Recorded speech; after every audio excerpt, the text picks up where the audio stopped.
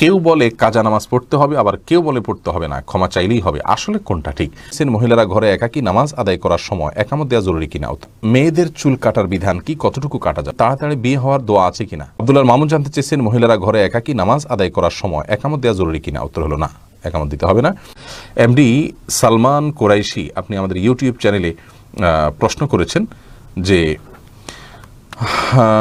মেয়েদের চুল কাটার বিধান কি, কতটুকু কাটা যাবে? মেয়েদের চুল আপনি কাটতে পারেন যদি সেটা পুরুষের মতো হয়ে যাচ্ছে, পুরুষ মেয়ে পার্থক্য করা যাচ্ছে না, এতদূর যদি না কাটেন, এবং কোনো ফাসেক মেয়েদের যারা চুলের বিভিন্ন স্টাইল করে কেটে কেটে তাদের সাথে সাদৃশ্য গ্রহণের উদ্দেশ্যে বা সাদৃশ্য হয়ে যায় সেরকম যদি না কাটেন, আপনার কথার কথা আপনি 2 ইঞ্চি 4 ইঞ্চি কাটলেন, বেশি লম্বা হয়ে যাচ্ছে, আপনার জন্য কন্ট্রোল করা কঠিন হয়ে যাচ্ছে, আপনি কাটতে পারেন।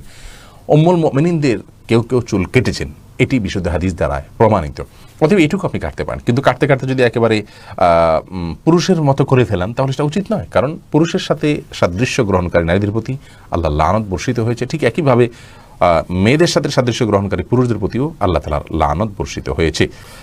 সাউদ আর সুরাইম আইডি থেকে আপনি জানতেছেন, তাড়াতাড়ি বিয়ে হওয়ার দোয়া আছে কিনা? না ভাই, তাড়াতাড়ি বিয়ে হওয়ার জন্য আসলে বিশেষ কোনো দোয়া নাই, তবে সূরা ফুরকান আয়াত নম্বর 74, রব্বানা হাব লানা মিন আজওয়াজিনা, এই রব্বানা থেকে আয়াতের শেষ পর্যন্ত এটুকু বিভিন্ন সময় বারবার করে পড়বেন, বিনা অজুহাতে পড়তে পারেন, কোনো নির্দিষ্ট সংখ্যায় নাই, বিশেষ করে পড়বেন। এখানে আল্লাহর কাছে নেককার জীবন সঙ্গী পাওয়ার জন্য দোয়া রাখা হয়েছে, আপনি সেটা পাঠ করতে পারেন, কিন্তু স্পেসিফিকলি কোনো আমল নাই যেটা আমল করলেই আপনার দ্রুত বিয়ে হয়ে যাবে। আপনি উপার্জন করবেন, অভিভাবকদেরকে বোঝাবেন, এবং কোন পরিস্থিতি আপনার কী করণীয় কোনো আলেমের কাছ থেকে ডিরেকশন নিয়ে আপনি ডিসিশন নেবেন, ইনশাআল্লাহ বিদিনিল্লাহ আল্লাহর বলে আমি সহজ করে দিবেন। অনেকে আপনি জানতে চেয়েছেন, কেউ বলে কাজা নামাজ পড়তে হবে, আবার কেউ বলে পড়তে হবে না, ক্ষমা চাইলেই হবে। আসলে কোনটা ঠিক?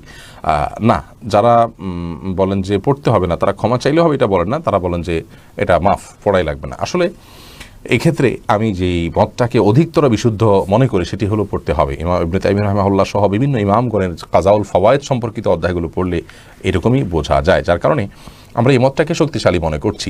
যারা মনে করেন সালাত ইচ্ছাকৃত আদায় না করলে কাফের হয়ে যায়, তাদের মতে যিনি সালাত আদায় করেন তিনি তো কাফের হয়ে গেছেন, নতুন করে সালাত আদায় শুরু করেছেন মানে নতুন করে ঈমান এনেছেন, তো কাফের হয়ে যাওয়া অবস্থায় নামাজ ত্যাগ করেছেন সেগুলোর জন্য কোনো হিসেব নেই। কিন্তু তার সঙ্গে স্বামী স্ত্রীর বিচ্ছেদের সম্পর্কটাও চলে আসবে, অনেক বিষয় জটিলতা সেখানে দেখা দিবে এবং আসবে বিধানগুলো।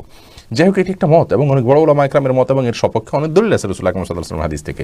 কিন্তু সেই হাদিসগুলোর একটা ব্যাখ্যা এটাও করা যায় যে সালাত ত্যাগ করা কুফরি, সেটাকে এইভাবে ব্যাখ্যা করে এবং ভয়াবহতম অপরাধ, এবং এটা একজন মুসলিম এবং কাফেরের সাথে পার্থক্য নির্ধারণকারী বিষয়।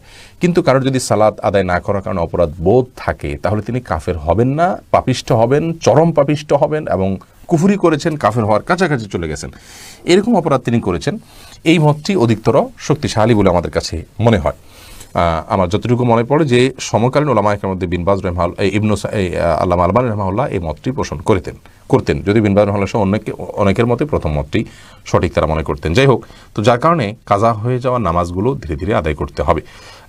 যেহেতু আমরা কাজা নামাজ কেউ না পড়ে থাকলে তাকে কাফের মনে করি না, অতএব সেগুলো আদায় করতে হবে।